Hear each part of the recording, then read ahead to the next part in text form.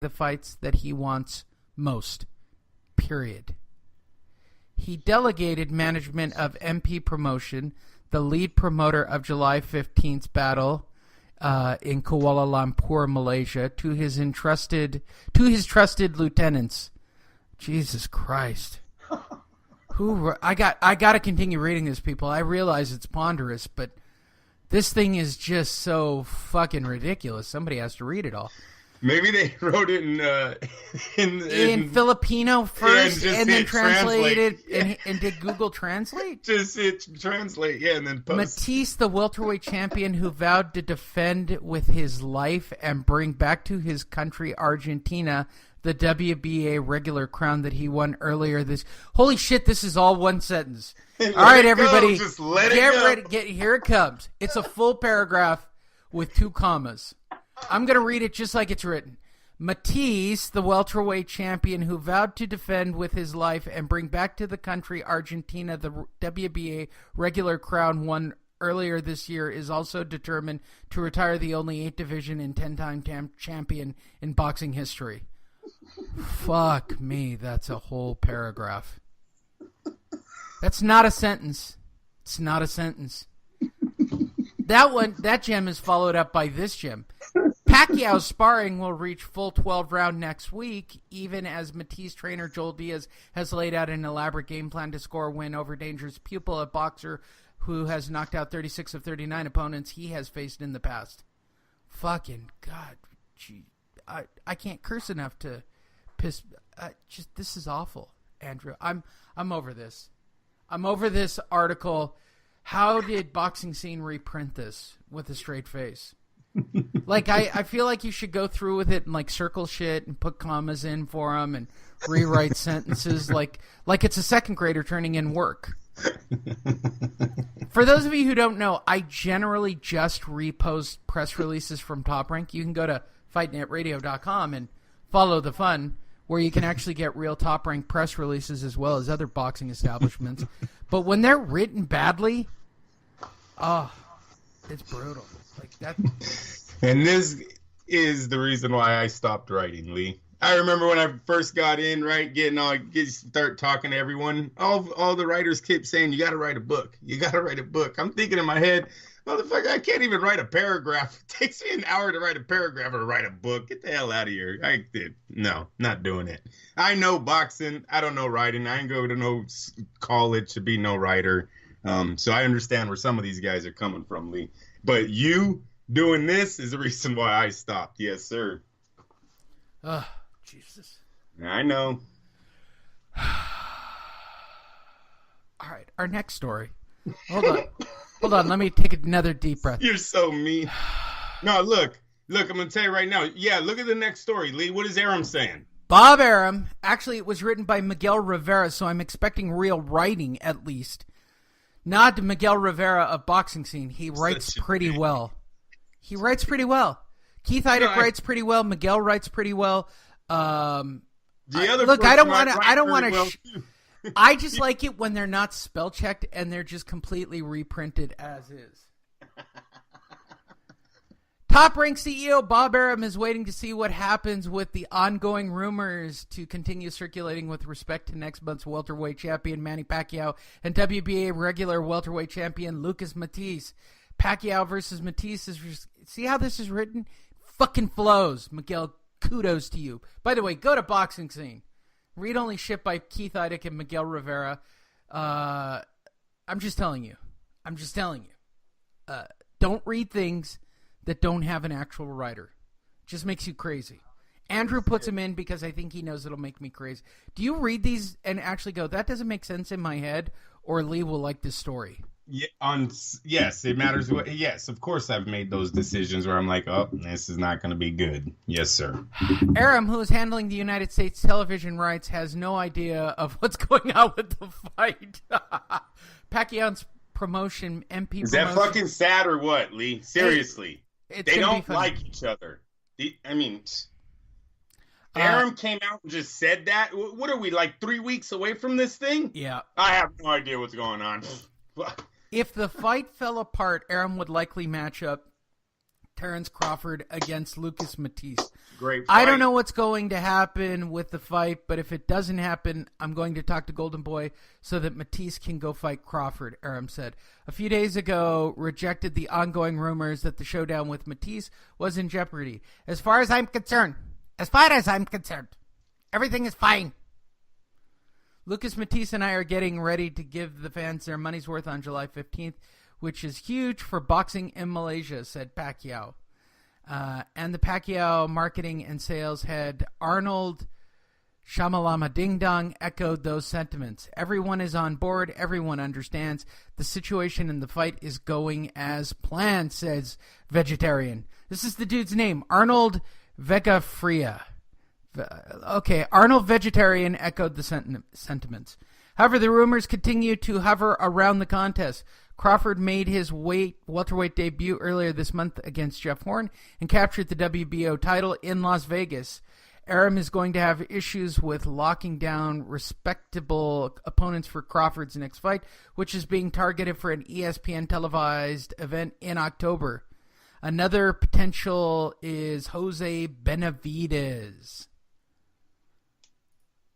There is a war going on behind the scenes of who is going to ruin whose next fight. What? And I think, okay, let's rewind. Okay, because forget Crawford. We don't need to talk about Crawford till October. Yep. Who should still be the number one pound for pound best fighter in the world, period. And if you don't understand that, when you completely unify an entire decision of every single belt, you should be the number one fighter pound for pound, period. That's just it. Nobody else has done it. Crawford did it. Crawford's the man. Okay, I don't care if he goes up in weight. Until he loses, Crawford is the man. You guys can all argue it, okay, and still find a new Ricardo Lopez or... No, Spence. Right now, a lot of it's Spence. It's Lomachenko. Whatever. Everybody just go suck whatever dick you want to go suck, all right? Right. The reality is, it's Crawford. It's going to be Crawford until Crawford loses. Crawford is that good. All right. With that said, we could set him aside. He had his Jeff Hearn moment and beat up the bad boy of Australia. Let's talk about these issues surrounding Manny Pacquiao. Where is the rumor coming from that this fight's not going to happen, Andrew? Well, it has to be out of Malaysia because of ticket sales. I've never heard any rumors or seen anything on the... This is a financial thing. Look at Top Rank's not backing this fight. Top Rank told them, if you guys get the money to secure Manny Pacquiao's paycheck, we'll do the fight. But he's clearly not behind it. I don't know what's going on. Already have a new opponent for Matthysse? Are you fucking serious? It's like you're working against Manny Pacquiao. Are you Mathisse's promoter or are you Pacquiao's promoter? Have you ever heard a promoter for a fighter come out and go, oh yeah, if this fight is over, the guy that's with Oscar De La Hoya, my rival, I already have an opponent for him. Lee, these guys don't like each other. Manny is going to bite the bullet on this fight. Manny is trying so hard to get into that ring. I think he would fight for free if they don't have the money to secure his paycheck, just so he doesn't bow down to Top Rank and Top Rank doesn't get Matthysse. Matthysse versus Crawford is an interesting fight. Anyone buys that fight, Manny would be left out in the cold, and then Bob Arum would really run him into the ground because Manny would have nothing left. He tried to secure an Amir Khan fight in Dubai. It didn't happen. Now you try to secure a Lucas-Matthysse fight in Malaysia. Right now it's on paper as it's going to happen, Lee, but there have been rumors this whole time that the money is not there, that he's going to pay Manny, his $8 million, $12 million, whatever he's supposed to make that night. We'll see. It does not look like Bob Arum and Manny Pacquiao are on the same page once again in their career. Bet the house against Manny Pacquiao. The only thing, and I've been right every fucking time, you guys, Timothy Bradley, Hearn, I told you guys bet against it because he was at it with Top Rank in both of those fights, going into those fights. It's happening again. The only thing that is saving Manny Pacquiao right now is Malaysia. I don't know what power Top Rank has there, if they can manipulate a judge to give him a scorecard. What's going to happen in Malaysia? That's the only protection Manny might be having going into this fight if this fight makes it to the first bell. You good? Yeah, no, it's an interesting thing. These two have always been a soap opera. And then you throw Freddie Roach in. He never is bitten the tongue, right? He'll go on the microphone. Oh, I don't like what Conce is saying. I don't like what this and that. These guys have always been out in the public about their beef, and that's why I've went against Manny on certain fights. And boy, have they paid out 7-1, 8-1 dogs. Really good money. There you go. Hey, shout out to my jiu-jitsu team. Top 20 so far in tournament rankings. My heavyweights had a big night. Just got a text from one of my big boys. From my line. My line all score gold medals. 2 golds, 2 silvers last night. Good job, guys. They don't listen to this show. It's really... I digress. Oh, my God. There's so many motherfucking stories. No, some of them we're going to blow right through. Let's do this. Really? Yeah, well, shit, I already feel faint. I'm only on story 3. Wait, hold on. Let me do it. Oh, really? Oh, yeah. It's still early in the show. Sorry. We have another hour to go. I feel like we've been walking uphill for a while already. Keith Heidick, somebody who can write. Boxing scene. Showtime, Spence-Ocampo. Main event peaked at 726,000. Errol Spence Jr. fought a completely unknown opponent and got 726,000 people to watch it while he fought in Brooklyn. Andrew, that's a pretty good night for a nobody. They say he's a star.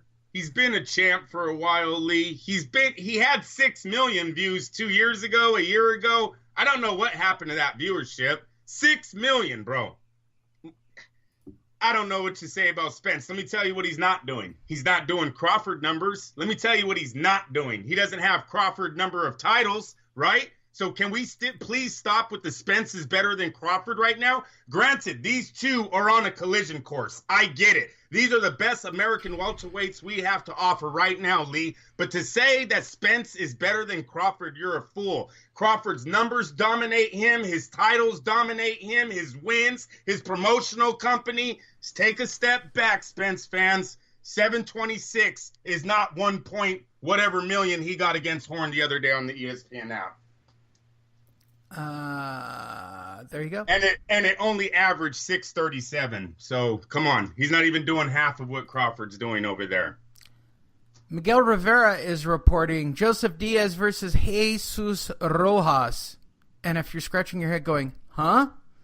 Andrew put the story up, so I'm sure he knows about Jesus Rojas and why this match even matters. On August 11th, less than 3 months away after losing first professional fight, California's Joseph Jojo Diaz will have an opportunity when he faces interim World Boxing Association champion Jesus Rojas in California. Jojo Diaz aspires not only to beat Gary Russell Jr. in a rematch, but to be the main featherweight champion of the world. The manager of Diaz, Ralph Herdia, told ESPN Deportes that a deal with Rojas has already been reached and Golden Boy has made an announcement. Tell me why I care about this fight, Andrew. Oh, come on, Lee. One, JoJo's a very good, exciting fighter, but what scares me about this has a recipe for one of those losses from a showcase, right? Really too fast, Lee. 3 months?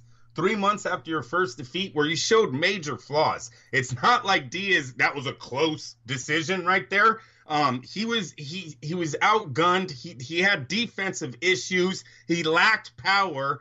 I don't know why they're bringing him back so fast. If anything, I would have left him off for maybe half a year and then bring him back. But your main goal is to fight Gary Russell again. They should not move away. It was a great fight.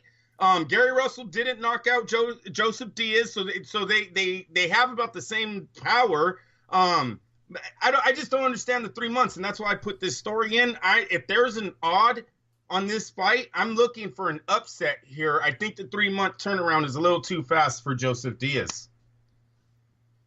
Yes. Pay attention. No, I'm dead serious. Pay attention to that fight. There will, like in the UK, there's going to be an odd on this fight where gambling is hell illegal right now. There's odds on everything, Lee. There's going to be an odd. I would pay attention to this fight. I think that 3 months thing, that's a little too fast for someone to come back and what type of fight Diaz was in.